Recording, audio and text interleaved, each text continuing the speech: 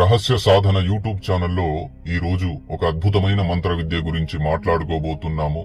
ఆ విద్య భూతనాథ విద్య, భూతేశ్వరుడి విద్య అని కూడా అంటారు.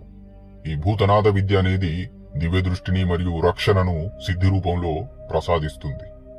మరియు ఈ సిద్ధి అనంతరము మీ రోజువారీ జీవితంలో మార్పులను, తేడాలను మీరు గమనించగలుగుతారు. జీవితంలో చాలా ఎదుగుదల జరుగుతుంది. ముఖ్యంగా ఈ రోజు ఈ భూతనాథ సాధన గురించి తెలియజేయడానికి గల ముఖ్య కారణం మరొకటి ఉంది. ఈ మంత్రసిద్ధి ద్వారా మరో అద్భుతమైన సిద్ధి దొరుకుతుంది.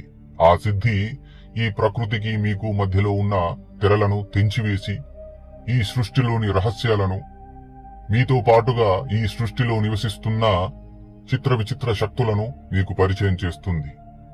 ఈ మంత్రసిద్ధి అనేది నిజంగా మీకు గనక సిద్ధి కలిగినట్లయితే మీరు దైవిక శక్తులను, దుష్ట శక్తులను చూడగలుగుతారు.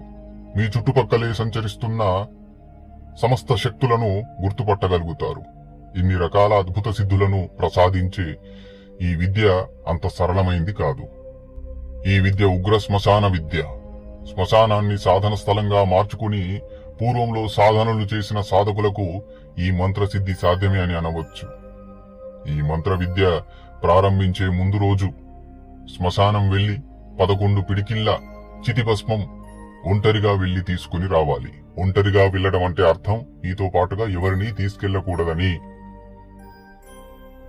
ఇది గుప్తంగా చేసే ప్రయోగమని అర్థం.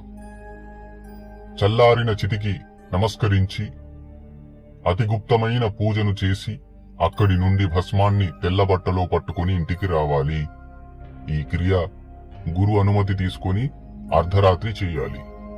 మరుసటి రోజు అనగా మీరు సాధన ప్రారంభించే రోజు అమావాస్య ఉండాలి. అంటే అమావాస్యకి ముందు రాత్రి రోజు మీరు ఈ యొక్క క్రియను చెయ్యాలి. మరుసటి రోజున అనగా అమావాస్య రోజున అర్ధరాత్రి ఏకాంత గదిలో శరీరానికి పూర్తిగా భస్మంతో లేపనం చేసుకుని దక్షిణ దిశ తిరిగి కూర్చోవాలి.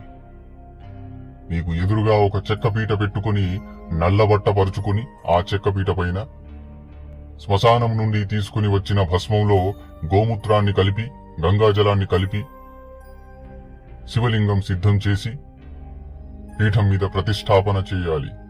తాంత్రిక పద్ధతిలో పూజ చేసి సాధన ప్రారంభించవలెను. ఈ సాధన 21 రోజుల మంత్ర అనుష్ఠానం రూపంలో చెయ్యాలి. ఈ సాధన ఇంట్లో కాకుండా శ్మశానంలో చేస్తే తొందరగా సిద్ధి కలుగుతుంది. శ్మశానంలో అయితే 11 రోజుల్లోనే ఈ మంత్ర సిద్ధి కలుగుతుంది. ఈ సాధన గురువు లేకుండా చేయకూడదు. ఈ సాధన ఆఖరి రోజు హోమం చేసి గుప్తమైన సామాగ్రితో, ఆ తరువాత మరుసటి రోజు సూర్యాస్తమయ సమయంలో సమస్త సామాగ్రిని శ్మశానంలో వదిలిపెట్టి రావాలి. గుర్తుపెట్టుకోండి, చితిభస్మం మీ దగ్గర ఇంకా మిగిలినట్లయితే ఆ చితిభస్మాన్ని సామాగ్రి శ్మశానంలో వదిలిపెట్టి వచ్చే సమయంలో అదే శ్మశానంలో అష్టదిక్కులకు విసిరిసి ఆ యొక్క చితిభస్మాన్ని వెనక్కి తిరిగి చూడకుండా ఇంటికి రావాలి. ఈ సాధన కాలంలో మీకు భయంకరమైన అనుభవాలు కలుగుతాయి. ఈ విద్య యొక్క ప్రయోగాలు చాలా భయానకంగా ఉంటాయి. సాధన కాలంలో మీ చుట్టూరా రక్షామంత్రం ద్వారా కవచం వేసుకోవాలి. గుర్తుపెట్టుకోండి, కవచం వేసుకోకుండా చేస్తే ఇంకా అంతే సంగతులు. సాధన కాలంలో భయానక వాతావరణం మీ చుట్టూ ఉంటుంది. ఈ సాధన సిద్ధి ద్వారా సమస్త భూత ప్రేత గణాలను మీరు చూడగలరు, వాటిని కంట్రోల్ చేయగలరు, అంటే నియంత్రణ చేయగలరు అని అర్థము. మరో అద్భుతమైన విషయం ఏమిటంటే, ఈ సాధన చేయు సాధకుడు పూర్వంలో, అంటే సాధనకు ముందు ఎంత భయస్థుడైనా గాని, పిరికివాడైనా కాని, ఈ మంత్ర సాధన సిద్ధి కలగగానే అతనిలో భయం అనేది నశించిపోతుంది. భయాన్నే జయిస్తాడు. సాధన ప్రపంచంలో కొత్తవారైనా పాతవారైనా ఈ సాధన తప్పనిసరిగా వారి జీవితంలో ఒక్కసారైనా చెయ్యాలి. సాధారణ సాధకుడి నుండి ధైర్యం కలిగిన సాధకుడిలా మారాలంటే సాధకుడి జీవితంలో ఒక్కసారైనా ఈ మంత్ర సాధన అనేది చెయ్యాలి. ఈ మంత్రసిద్ధి ద్వారా సాధకుడు చాలా రహస్యాలు తెలుసుకుంటాడు. ఎప్పుడు కూడా ఈ భూతనాథ మంత్ర విద్యను స్వార్థం కొరకు, ఇతరులను భయపెట్టుట కొరకు వినియోగించకూడదు. సాధకుడు గురువు ద్వారా ఈ విద్యను పొందితే సిద్ధి కలిగే అవకాశాలు అధికంగా ఉంటాయి. ఈ రోజుల్లో వీడియోలు చూసి గురువు గారు మేము పలానా సాధన చేస్తాము, మా వల్ల సాధ్యమవుతుంది, మాకు దారి చూపండి అని అడిగి తరువాత దీక్ష తీసుకుని 1-2 రోజుల్లోనే మా వల్ల కాదు, భయానక అనుభవాలు కలుగుతున్నాయి, పీడగలలు పడుతున్నాయి, ఈ సాధన ఎలా ఆపేయాలి అనే వారు చాలా ఉన్నారు. అందుకనే ముఖ్య గమనిక, సాధన అంటే కొన్ని రోజులు మన భౌతిక అలవాట్లను మానుకొని నియంత్రణ చేసుకుని మనల్ని మనం పవిత్రంగా మార్చుకుని భావోద్వేగాలను కోరికలను నియంత్రణ చేసుకుని అఖండ బ్రహ్మచర్యాన్ని పాటిస్తూ సాధకుడిలా సాధన చేయవలెను. ఇదో బాధ్యతాపూర్వకమైన దిశ. ఇందులో గురువు చెప్పిన విధంగానే మీరు నడుచుకోవాలి, సొంత తెలివితేటలు వాడకూడదు.